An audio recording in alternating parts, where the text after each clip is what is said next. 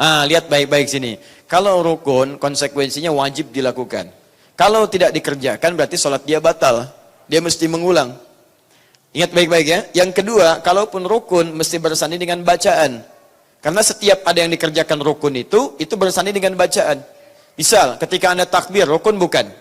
Rukun, ada bacaannya. Ada apa bacaannya? Allahu Akbar. Baik, ketika Anda rukun bukan? Rukun, ada bacaan. Ada ketika Anda sujud, rukun bukan? Rukun, ada bacaan. Ada umumnya setiap rukun akan bersanding dengan bacaan dan berkonsekuensi dia wajib dikerjakan, ditinggalkan batal salatnya. Paham? Baik. Yang kedua sunnah. Sunnah tidak mencapai derajat wajib.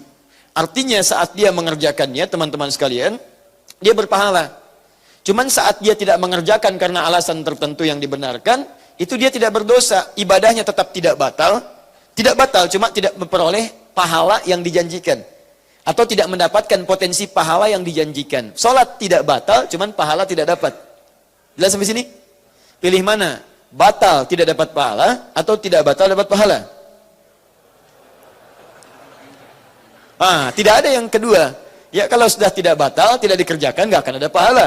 Ya, awas, ingat baik-baik. Ketika Anda tidak mengerjakannya, pahala tidak dapat, cuman sholat tidak batal. Paham? Baik, misal, contoh.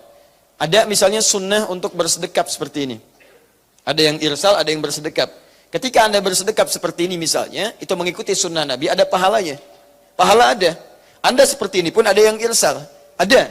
Baik, nah alih-alih Anda misalnya berseperti ini, padahal bisa seperti ini misalnya, Anda memilih seperti ini, maka Anda kehilangan momentum dari yang bersedekap seperti ini. Paham ya? Pahala untuk bersedekap tidak Anda dapatkan, tapi Anda mendapat kemuliaan misalnya mengikuti yang kedua seperti ini. Ada yang lebih jelas, misal bismillah, bismillahirrahmanirrahim. Tayyib. Ada yang memilih langsung alhamdulillah, tidak ada masalah karena riwayatnya ada. Anda tidak baca bismillah pun dalam Al-Fatihah, misal dalam salat langsung alhamdulillahirabbil alamin. Salat Anda enggak batal. Enggak ada masalah di sini. Ada hadisnya. Tapi kalau Anda bacakan misalnya bismillahirrahmanirrahim, ada peluang pahala Anda dapatkan di situ. Paham di sini?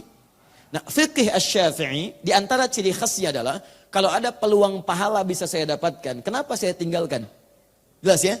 Itulah pandangan Imam Asy-Syafi'i. Makanya beliau memilih saat bismillah salah satu contohnya dengan jahar. Kenapa? Pertama, saya bisa bacakan bismillahnya, artinya saya punya peluang pahala.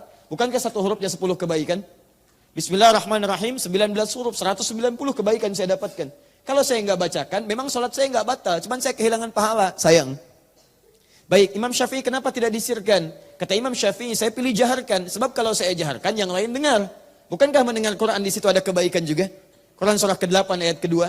Innamal mu'minuna alladzina idza dzukirallahu wajilat qulubuhum wa idza tuliyat 'alaihim ayatuhu zadatuhum imana wa 'ala rabbihim yatawakkalun. Orang beriman itu kalau disebut nama Allah ada getaran dalam jiwanya. Dan kalau dibacakan ayat Quran ada sentuhan pada dirinya, meningkat imannya dan semakin dekat dengan Allah. Daripada enggak saya keraskan, mendingan sekalian saya keraskan. Pahala saya dapat, orang lain bisa dengar dan ada kebaikan di situ. Itu cara satu contoh pendekatan fikih Asy-Syafi'i. Saya tidak mengatakan Anda mesti ambil yang ini, bukan. Saya menjelaskan begini karakteristiknya. Supaya Anda paham kalau Imam Syafi'i misalnya berhujjah seperti ini maksudnya. Imam Malik mengatakan saya ambil saja yang tanpa basmalah. Langsung alhamdulillahirabbil alamin. Sampaikan oleh beliau. Kenapa? Karena hadis-hadis awal terkait Al-Fatihah itu langsung dengan hamdalah tanpa basmalah. Basmalah datang kemudian ketika Ibnu Abbas radhiyallahu taala huma bertanya pada Nabi, kenapa tidak ada ayat turun untuk memisahkan surah satu dengan yang lainnya? Asalnya nyambung. Ya, qul huwallah nyambung dengan Al-Falaq, Al-Falaq nyambung dengan An-Nas. Begitu ditanya Ibnu Abbas radhiyallahu taala anhuma, turunlah bismillahirrahmanirrahim. Sejak saat itulah Nabi seringkali membaca surah-surah diawali dengan bismillah. Termasuk Al-Fatihah dibaca dari bismillahirrahmanirrahim. Sehingga Imam Malik memilih, saya pilih dari hamdalah saja langsung. Apakah kehilangan pahala? Tidak. Beliau mendapatkan pahala mengikuti Nabi. Bagaimana mengikutinya? Memilih hadis-hadis awal dengan alhamdulillahirabbil alamin. Ya, jadi saking inginnya beliau mengambil yang pertama, beliau mengambil alhamdulillahirabbil alamin.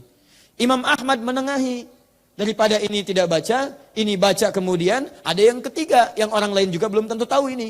Apa itu disirkan? Sir, tetap dibaca tapi tidak dijaharkan. Sir, silent. Ya, tidak ada bunyinya. Bismillahirrahmanirrahim. Dibaca pribadi, dibaca bismillahnya tapi disirkan, tidak dijaharkan lantas tidak terdengar oleh orang lain. Paham ya? Jadi kalau antum jadi imam, imamnya sir, antum gak harus dekatkan ke mic supaya kedengaran orang. Bismillahirrahmanirrahim. Alhamdulillahi rabbil alamin.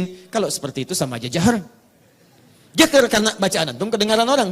Paham ya? Nah, ini karakteristik tipikal fikih Imam Asy-Syafi'i.